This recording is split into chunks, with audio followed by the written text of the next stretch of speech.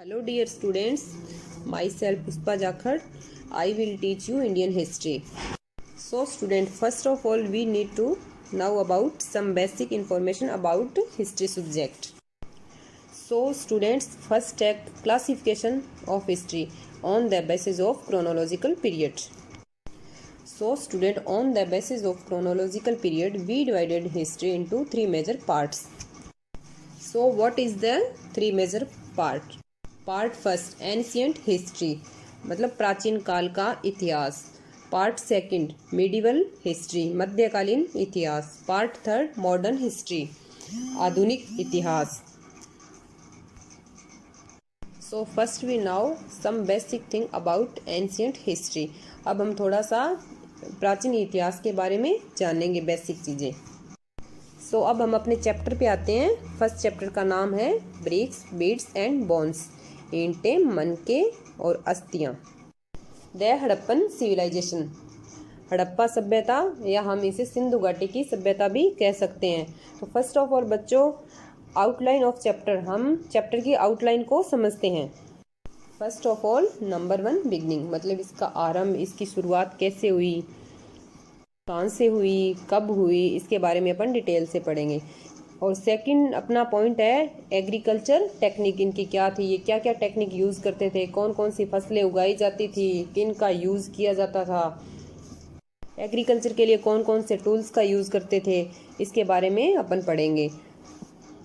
Third point पे अपन आते हैं। तो इसका थर्ड पॉइंट है अर्बन सेंटर, मतलब इनका शहरीकरण कैसा था, इनकी सिटी प्लानिंग, टाउन प्लानिंग यानी नगर योजना इनकी कैसी थी, इसके बारे में अपन डिस्कस करेंगे। तो इसमें सबसे इम्पोर्टेंट है इनकी टाउन प्लानिंग सिंधु घाटी सभ्यता की। नेक्स्ट पॉइंट पे अपन आते हैं tracking social differences. Social differences कैसे थे, इनकी सामाजिक विभिन्नता कैसी थी, ये समाज में कैसे रहते थे, इसके बारे में अपन देखेंगे। नेक्स्ट देखेंगे सील, स्क्रिप्ट, वेट्स, मोहरें, लिपि कैसी थी इसकी, वेट्स मतलब बाट वगैरह भी वहाँ से हमें मिले हैं, नापतोल की प्रणाली भी इनकी रही होगी। स्क्रिप्ट होती है, इनकी लिपि कैसी थी, जिसको कैसे मतलब ये अपने वर्ड्स का यूज़ करते थे, इनको अपन डिटेल में पढ़ेंगे। इनके मोहरें हैं, इनकी बहुत इंपॉर्टेंट है सिंधु घाटी सभ्यता की, उनको भी डिटेल से पढ़ेंगे। नेक्स्ट पॉइंट पे आते हैं एंशियंट अथॉरिटी, मतलब इसकी प्राचीन सत्ता कैसी थी, कैसे ये शासन चलाते थे, कितने पार्ट्स में डिवाइड था, इसके बारे में अपन डिटेल से देखेंगे। और नेक्स्ट पॉइंट है द एंड ऑफ सिविलाइजेशन, इस सभ्यता का, ये सभ्यता विलुप्त कैसे हुई, इसका। तो बच्चों थीम फर्स्ट में हम इन सब पॉइंट्स को डिटेल से जानेंगे। नाउ अपने चैप्टर पे आते हैं। The Harappan seal is possibly the most distinctive artifact of the Harappan of Indus Valley civilization, made of a stone called statite seals. Like this one often contain animals, motifs and signs from a script that remain undeciphered.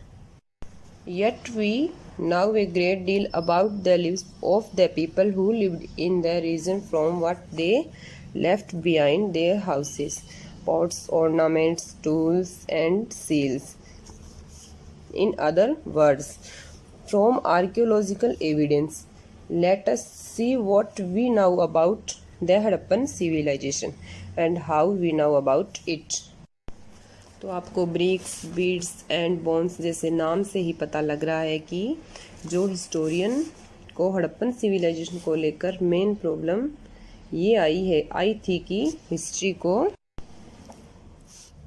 को reconstruct कैसे किया जाए। जो archaeologist थे उन्होंने जब एक्सकविशन किया तो उन्होंने ऑब्वियसली वहाँ से ब्रिक्स, बीड्स व बोन्स मिले होंगे, या इसके अलावा कई सारे आर्टिफैक्ट्स मिले होंगे जिनको कल्चर रेफर करके बोला गया है, जिनमें पॉट्स है, ऑर्नामेंट्स हैं, टूल्स है, सील्स है, हाउसेस जो रिमेन्स हैं, ये ऑब्वियसली वो सारी चीज़ें मिली हैं, उन्हीं से हिस्ट्री को रिकंस्ट्रक्ट किया गया है। बिकॉज जो इंस्क्रिप्शंस मिली है वहाँ से उसको अभी तक डिसाइफर नहीं किया गया है, इस वजह से हिस्टोरियन को हड़प्पन सिविलाइजेशन को स्पेशली रिकंस्ट्रक्ट करने में बड़ी समस्याओं का सामना करना पड़ा है। देखिए जो सील आपको यहाँ दिख रहा है, ये एक हड़प्पन सील है।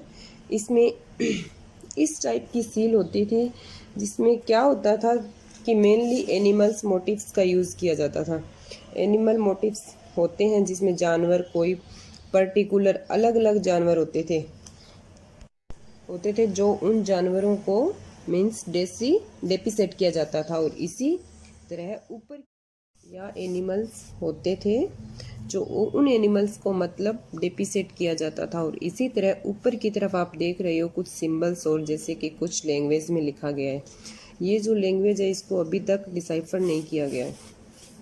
इस लैंग्वेज में हिस्टोरियन का कहना है कि हो सकता है ये जो लिखा हुआ है ऑब्वियसली किसी राजा का नाम, किंग का नाम हो सकता है या कोई टाइटल से रिलेटेड चीज़ें हो सकती है, लेकिन क्या लिखा गया है इसको अभी तक डिसाइफर नहीं किया गया है।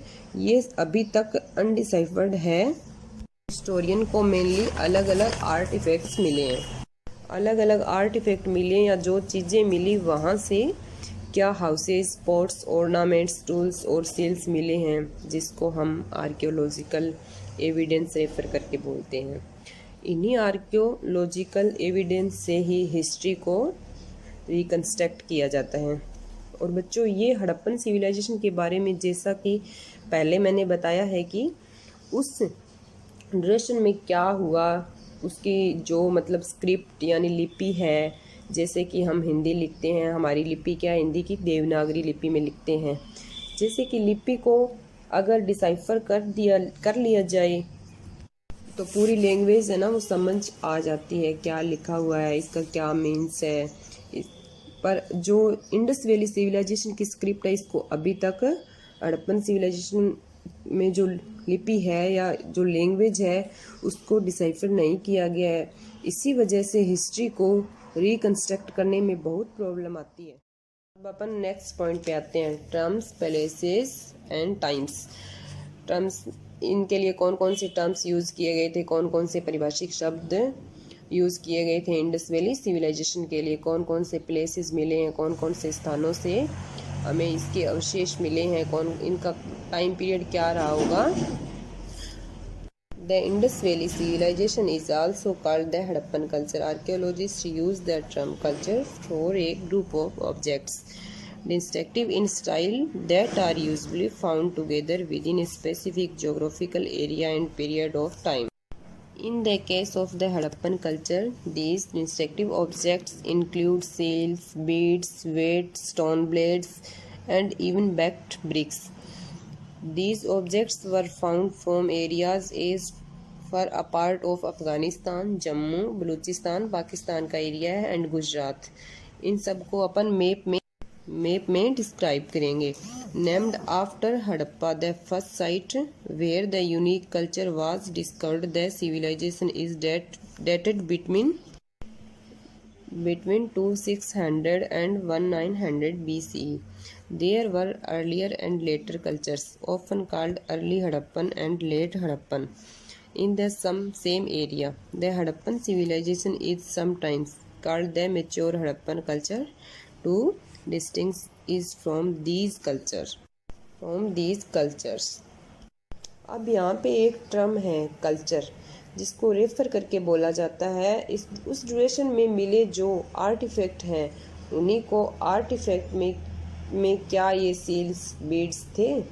आपको इस टाइप्स के मोती दिख रहे हैं नीचे, जो छोटे छोटे वेट्स या टूल्स थे, या फिर जो अलग अलग चीज़ें मिली है, इवन ब्रिक्स, ब्लेड्स, वेट्स, इन्हीं सारी चीज़ों को टेस्ट करके या इन्हीं सारी चीज़ों को रेफर करके बोला गया है culture.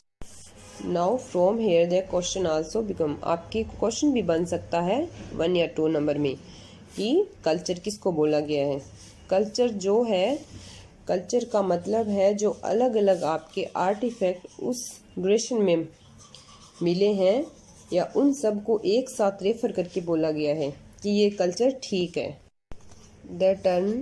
The term culture for a group of objects distinctive in style, they are usually found together within a specific geographical area and period of time. तो उस ड्यूरेशन में एक जोग्राफिकल एरिया में एक पीरियड ऑफ टाइम्स में सभी यानी सारी चीज़ें जो आर्ट इफेक्ट्स मिले हैं उस सब को रेफर करके बोला गया है कल्चर। उस कल्चर में क्या क्या आपको shells, beads, weights, stone blades और जो ब्रिक्स है उसको रेफर करके बोला गया है। अब ये सारी चीज़ें हमें कहाँ कहाँ मिली है, हड़प्पन सिविलाइजेशन में मेनली कहाँ कहाँ फैली हुई है। इंडिया का मैप देखिए जो सब कॉन्टिनेंट का मैप है, क्योंकि आपको पता है कि इंडिया में ही नहीं, इवन ज़्यादातर जो हड़प्पन सिविलाइजेशन की साइट्स है अब वो तो पाकिस्तान में चली गई है। पाकिस्तान का एरिया है उसमें हड़प्पन साइट्स से ज़्यादा फैली हुई है। पार्टीशन के बाद में पहले पूरा सब कॉन्टिनेंट था। कॉन्टिनेंट रीजन में और जो आपको नॉर्थ वेस्ट का पार्ट है आपका, जिसमें इंडिया का नॉर्थ वेस्ट का पार्ट है, जिसमें इंडिया का जो नॉर्थ वेस्ट का पार्ट है और पाकिस्तान है, जहाँ पे अफ़गानिस्तान तक हड़प्पन सिविलाइजेशन की साइट्स हमें मिलती है। कहाँ कहाँ से? अफ़गानिस्तान से, बलूचिस्तान से मिलती है, जम्मू से और गुजरात से भी हमें ये साइट्स मिली आर्कियोलॉजिस्ट को।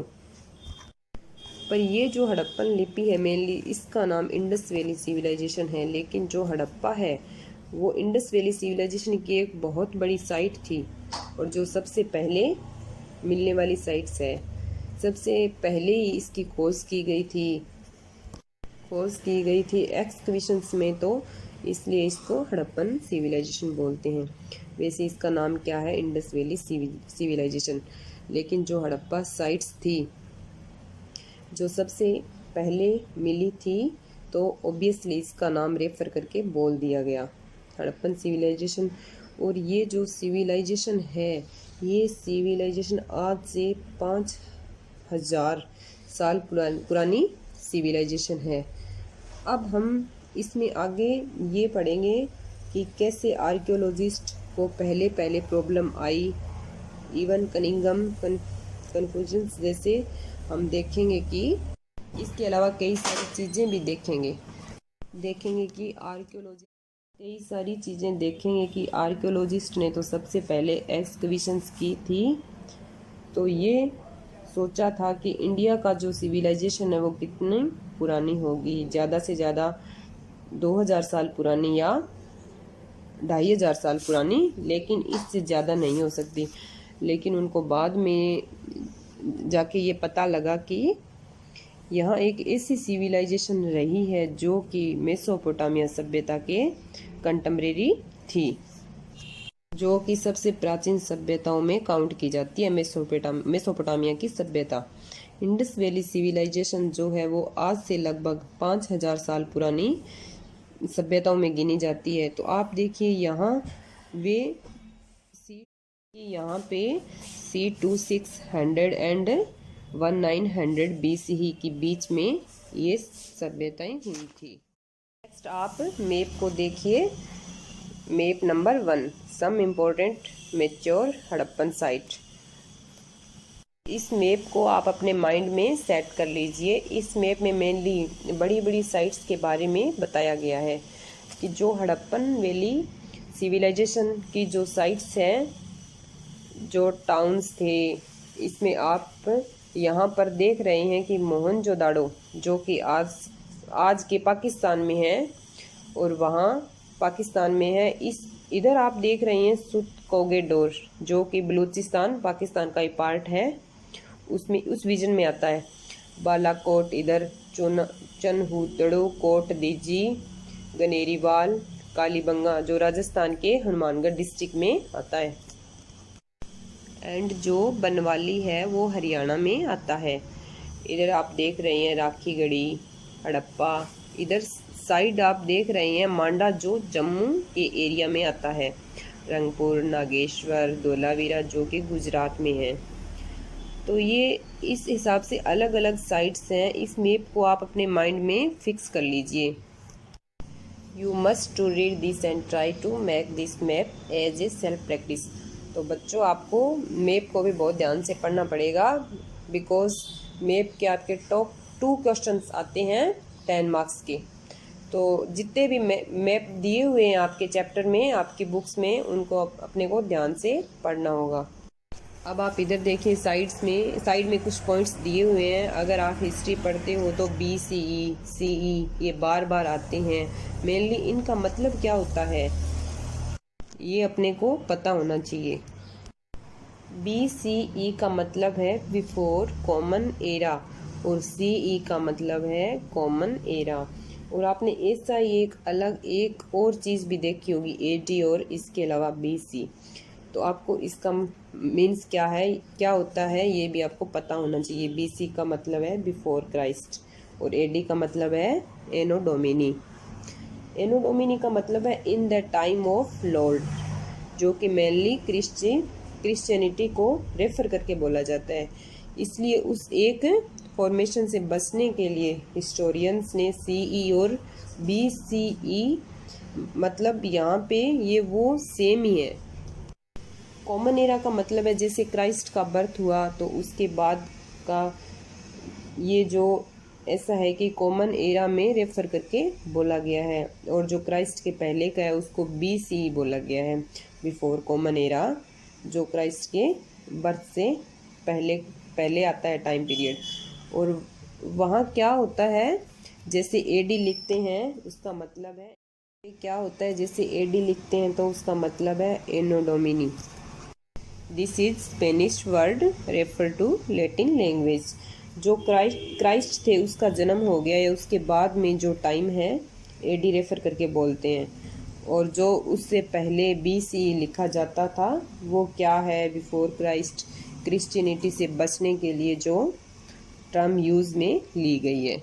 ये सब चीज़ें जो कि आप हिस्ट्री में बार बार देखोगे, आने वाले चैप्टर्स में हम पढ़ेंगे तो इन सब चीज़ों को बार बार अपन हर चैप्टर में देखेंगे, तो इन सब के बारे में अपने को पता होना चाहिए। So students, today lecture is over, tomorrow will be continue. Have a nice day, stay home, stay safe, thank you.